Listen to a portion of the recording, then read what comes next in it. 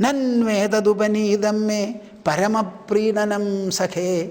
My dear friend, this is the most delicious and most precious gift for me. Tarpayantyangamam vishwam ede pratukatandulaah. Tarpayantyangamam vishwam ede pratukatandulaah. Ede, these pratukatandulaah. Whatever flattened rice particles you have brought for me, tarpayanti he anga mam vishwam. Understand it very clearly. I am telling you that I, whose embodiment is the whole universe, the whole universe, myself, is going to be immensely pleased and satisfied by what you have brought. I want nothing else, only this flattened piece, the flattened rice particles, nothing else I want. Nanvedadupanidam me paramaprinanam sakhe. Paramaprinanam sakhe. This conduces to my extreme satisfaction. If you had brought baskets of fruits, I would not have liked. If you had brought baskets of cake or dates, I would not have liked. The flattened rice alone is what I want. Nanvedadupanidam me paramaprinanam sakhe tarpayantyangamam vishwam ede pratukatandulaah. You must imagine what should have been the feeling of Sudama in his mind when Krishna was making this statement. Overflowing statements he is making.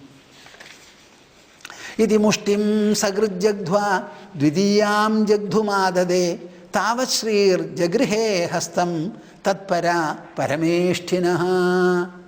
See the drama that is being enacted there. What is the drama going on? Iti mushtim sagrijagdhva. He opened the bundle, took a handful. There were 4 handfuls there, maybe smaller handfuls. Krishna took one full handful. Mushtim sagrid jagdhva. He put it into the mouth and started chewing and chewing. Dvidiyam jagdhumadade. So delicious, sweet, sweet and fulfilling it was. He felt like taking the second one and the third one also. Iti mushtim sagrid jagdhva dvidiyam jagdhumadade tavat shrir jagrihe hastam tatpara parameshtinaha. Tavat shrir jagrihe hastam. When Krishna was extending the hand to take the second handful from there, fist from there, Rukmini was standing by the side. She caught hold of the hand. My dear Lord, not so much. This is enough. This is enough. Tatpara parameshtinaha. She also had a role to play. I don't know how you understand this. Think a lot. What is meant by a household life? A household life should be one led in Dwaraka by Krishna and the others there. Sudama has reached there. There is a lot of friendly conversation going on. And a treatment that was given to him which they have never seen at all. At the end of it, as a climax and crowning glory of the whole episode, Krishna has already eaten, has already taken one handful, it is in the mouth. He is extending his hand to take a second handful. Rukmini interferes and stops him. This is how a wife should be able to assist and, if necessary, control and moderate a husband. All of you should reassess, re-estimate, re-evaluate your householder role. Every one of you must have a better half, a Sreemadi, who will be compatible with yourself, who will help you in discharging your duties, in preventing you when prevention is called for, in goading you up when that is called for. It is an equal partnership between the husband and the wife. It is a choice relationship. A husband has to learn quite a large measure from the wife. He may not sit cross-legged, prostrate before her and then learn. But during the interaction, a lot of material, a lot of knowledge and sublimation, the husband has to imbibe into himself. Similarly, the wife also gets enriched by the husband in various ways. This mutuality is what should shine with great glory in any household, my dear souls. I wonder whether I can give you even 10% marks for your household life. What is it that you have made? Become a Narayana in your house and make your wife a Mahalakshmi in your house. Or you should make yourself what? A Shiva, and the wife should be a Parvati. Or a Brahma and a Saraswati. There is no other way. We may lack many other things externally. Economically, a lot of denials may be there. But mentally, we never should become poor or impoverished.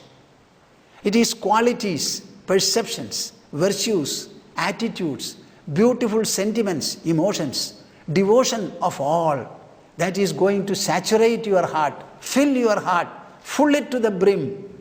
Why should we lack in devotion? Why should we lack in humility? Why should we lack in any kind of an enrichment? Materials are needed only externally, up to the level of the senses, that's all. No object ever enters your heart to give you a delight. All objects remain away from the body, away from the body.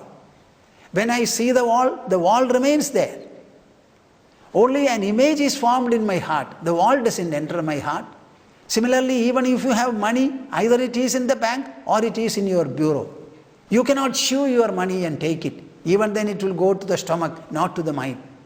For the mind, the real treasure is value, enrichment of a mental nature, of a hearty nature, of an emotional quality. This is how a household should be. Krishna wants to bless him. And he became a little over-enthusiastic, over-fervent. So, Rukmini held him. She had the freedom to do it. She had the prestige to do it. She had the presence of mind to do it. And the husband did not object. Krishna did not frown at her and then said, no, certainly not. See what Rukmini says, Etavatalam Vishwatman Sarva Sambat Samruddhaye. Etavatalam Vishwatman. She reminds Krishna, my dear Krishna, you are not a Dwaragadhipa. You are not the Lord of Dwaraka alone. You are the Lord of the whole universe. Whole universe. A number of devotees are there. Non-devotees also are there. All of them must have their grub, their meal. So you cannot be so partial and over-enthusiastic to somebody. One handful you have already taken, already had. It is in your mouth. Please don't take the second handful. Not necessary. Etavatalam Vishwatman Sarva Sampat Samruddhaye. You want to shower on this devotee, your old friend, all superb fortunes. This one handful is sufficient for it. Etavat alam means this much is adequate and sufficient. Oh Vishwatman, you are a protector, a preserver, a nourisher of the whole universe. There are countless beings here.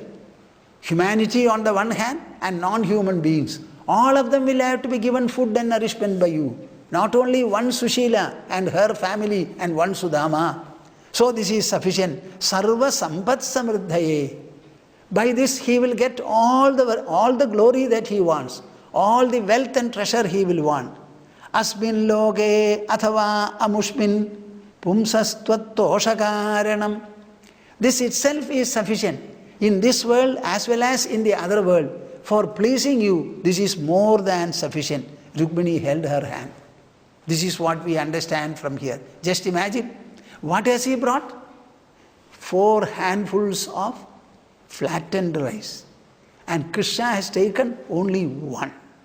And the result of it is that he deserves all the sampat, all the prosperity, wealth and treasure that Krishna wants to give. Just imagine, this is the reward of devotion. This is the reward and fulfillment of devotion. Sudama has not spoken a word about his poverty. Not a word about his poverty. On the other hand, he was hearing to whatever Krishna said. And this is what transpired in the end. Do not underestimate devotion. Do not underestimate devotion. Devotion is a treasure, a superb treasure. I am only sorry that all of you devotees are not able to develop it, nurture it, rear it into the treasure level and magnificence. That is what you should do.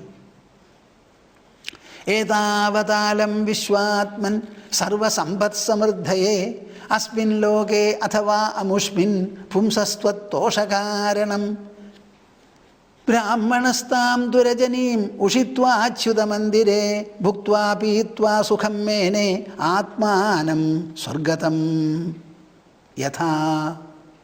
I think the episode is almost over. The interaction between Sudama and Krishna. Brahmana Tam Durajanim Ushitva Achyuda Mandire. In that Mandira of Achyuda, that is in the temple, the Dwaraka temple of the infallible Lord, Brahmana, that old friend Brahmana, Tam Rajanim Ushitva, he spent that night. Bhuktva Pitva Sukham Mene, he was given a sumptuous meal. Everything he wanted, sweet, sour, saltish, fried things, fast food, everything was there. Bhuktva Pitva Sukham Mene Atmanam Swargatam Yatha. What was the feeling of Sudama? He felt Atmanam Swargatam Yatha, as if he was transported to the heavens. This was his feeling. Am I really on the earth? Am I really on the samudra? Am I really on the palace? Or I am somewhere in the sky, in the heavens? This kind of an elation he had. Shobhute Vishwabhavena Swasukhena Abhivanditaha Jagama Swalayam Tada Patyanuvrajanandidaha Shobhute Vishwabhavena Swasukhena Abhivandidaha. Every time the description of Krishna is very beautiful. Different words have been given here. Shobhute, next morning, Sudama woke up. Krishna was ready by the side. Vishwabhavena, he who is the protector, preserver, the welfare ensurer of the whole universe, Krishna. Swasukhena. What? Swasukhena. What is the meaning? Krishna, who is immersed in his own inner bliss, inner contentment. He doesn't look to any external contentment at all. Swasukhena abhivandidaha. He awakened him, complimented him, whatever was necessary, gave him breakfast, tea, etc. Jagama swalayam tada. Sudama was ready to depart, go back. Pathya anuvrajyanandidaha. Krishna accompanied him for a while. Any honored guest, when he comes to your house, when he goes back, you accompany him up to a distance. It may be a few steps, or maybe 100 meters, or maybe half a kilometer. It all depends upon you, the nature of intimacy that you have, and whatever conversation you are engaged in. So you accompany him. Sacha labdhva dhanam krishnad nadu yachitavan swayam swagrihan vridito agachad mahaddarshana nirvrada. Sacha labdhva dhanam krishnad nadu Yajitavan Swayam. All this episode took place in Dwaraka to the astonishment of Sudama on the one hand, and to the extreme satisfaction, privilege, fortune and fulfillment of Lord Krishna. Now, after the nice stay, Sudama started his way back. When he was going, what was the truth that he was carrying back? What really happened? The satkara, the respect, the regard, the adoration, the manner in which Krishna and Rukmini served him, looked after him, and whatever they narrated in the form of reminiscences, all these are true, okay. But why did Sushila send him? He did not come of his own accord. It was Sushila's repeated prevalence that made him trek to Dwaraka. What was that mission for? And what happened to it? Sacha alabdhva dhanam krishnad. He did not get any wealth, any monetary assistance, wealth or treasure from Krishna. Nadu yajidavan swayam. He did not apprise Krishna of the purpose for which he had made the trip. So what is the wrong here? Sushila particularly sent him to apprise Krishna of the miserable plight that they have been in for a number of decades. Actually, he should have really conveyed it to Krishna, but he did not. Just see, this is the beauty and the splendor of devotion. Sudama was such a lofty devotee of Lord Hari that he had no occasion to think about the poverty and the problems it posed. It is true that the family was suffering. They did not have enough to eat. It was a house where nothing was in stock for the next day. Neither cereal, nor wheat, nor rice, nor any of the condiments, nothing was there. In such a house, how can anybody live? Every day you cannot go to the market or other places to bring materials. Something should be in regular stock. Nothing was there in the house. So in utter despair, Sushila prevailed upon him to go to Dwaraka. Now after having gone there, he enjoyed a lot of hospitality, though he did not want it. Krishna also extended to him a very great regal, divine acknowledgement and reception. Very good. Now what would he say? What has he to give to Sushila? So he was still astonished. Nacha sacha alabdhva dhanam krishnad. Sreemad Bhagavatam makes it very clear. He did not get a single coin of wealth from Krishna. Nadu yajitavan swayam. He also did not ask for it or beg for it. In his prayer or submission, he never made anything like that. This is the supreme effect of devotion. When Lord dwells in your heart, the heart cannot crave for anything at all. Test your devotion only in this manner. You don't require anything else. Do you love the Lord? Do you have devotion for Him? Are your heart and mind wedded to the Lord? Then in such a heart, in such a mind, there will be no inkling of a desire or craving for anything in this world. The moment your heart yearns for something, understand that you are not devotionally full. So this is a typical instance where we very clearly know how a devout heart will behave, will think, will speak, etc. Swagrihan vridito agachad. In the same manner, he went to Dwaraka, he was going back. While going to Dwaraka, he had at least some kind of an inkling, some expectation was there. And the more important part was that he could see his old friend, a wonderful Lord of Dwaraka. So that kind of an expectant joy was there. When coming back, it was total disappointment. Of course, he could reminisce whatever had happened, otherwise it was disappointment. Swagrihad vrididaha. With extreme sense of shamefulness. What shall I tell to Sushila when I go back? I can tell her all that happened in Dwaraka. But she is more anxious to listen to what is the net result. What have I brought along with me? This was the question. Mahad darshana nirvadaha. At the same time, Sudama carried a kind of a redemption, a kind of a splendor in his heart as well as face after having had the felicity extended by Krishna Darshana. The very seeing, the very time he spent along with, in the company of Krishna, that itself promoted to him, elevated him to an unimaginable level of felicity, spiritual ecstasy. Remembering that, he was going back. Aho brahmanya devasya drishta brahmanyata maya yat daridratamo lakshmim ashlishto bibhrato rasi. Now many things happened in Dwaraka. When he was going back, he did not have anything to expect or to think for. So he started reminiscing, remembering whatever happened. Just see Sudama's reflection. Aho, it is a wonder indeed. Brahmanya devasya drishta brahmanyata maya. For the first time in my life, I have found how a Brahmanya Deva will behave in front of a Brahmana like me. I am good for nothing. I have no credit, I have no honor, I have no prestige, I have no esteem. Normally people will have something in the worldly way. I have nothing at all. I went there, if at all, with a long story of utter poverty and penury. That is what I went there for. Such a person, how well, how greatly, how exemplarily he gave me a reception and gave me ovation. Brahmanya devasya drishta brahmanyata maya. This is not something narrated to me by somebody else. I myself personally experienced it. Yat daridratamo. Of all the poor people in this world, I am the most poor, the most poorest person in the world. Lakshmim ashlishtaha bibhratorasi.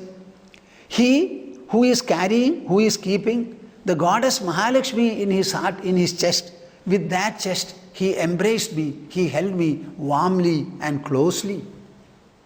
What is this? Can there be a wonder greater than this? Yet daridratamo Lakshmim ashlishtaha bibhratorasi. Lakshmim urasi bibhrataha daridratamaha ashlishtaha. The same heart and chest which were hosting Mahalakshmi throughout the 24 hours, that he embraced me. Can there be a greater wonder than this? Kwaham daridrah papiyan kwa krishnaha srinikeetanaha brahmabandhuridishyaham bahubhyam parirambhitaha brahmabandhuridismaham bahubhyam parirambhitaha kwaham daridraha papiyan. See the manner in which Sudama's mind is reflecting. It is true that Sri Krishna gave him a great ovation. He has not felt elated by it. He has nothing to specially feel proud about it. So he is speaking, Kwaham deridraha papiyan. Where am I? The most sinful, the worthless person, additionally extremely stark poor also. Kwa Krishnaha Srinikeetanaha. And where is Krishna, who is an abode of Sri, goddess of prosperity, and Mahalakshmi? What is the great difference? What a great gulf or an ocean of difference between us. Brahmabandhuridismaham bahubhyam parirambhyataha. Because he is a person who adores and respects and regards Brahmin, he simply on seeing me, embraced me warmly and tightly. Parirambhyataha. By his own hands, he gave me an embrace. Kwaham daridrah papiyan kwa krishnaha srinikeetanaha brahmabandhuridismaham bahubhyam parirambhitaha. When you find goodness, of all the goodness, what is real goodness? Devotion to the Supreme Lord, who is no other than your own Antaratma. Whenever you find devotion, that is the greatest enrichment. If you consider it to be a character, that is the best and the zenith of character. If you consider behavior, this is the best behavioral majesty. To be devotional, to be devoted to the Lord. Whenever you find such a person, no matter whether he is educated or illiterate, rich or poor, beautiful or ugly, resourceful or no resourceful, healthy or unhealthy, the moment he has devotion, you have to recognize it. I think this is the culture of our land. Economic disparity will always be there.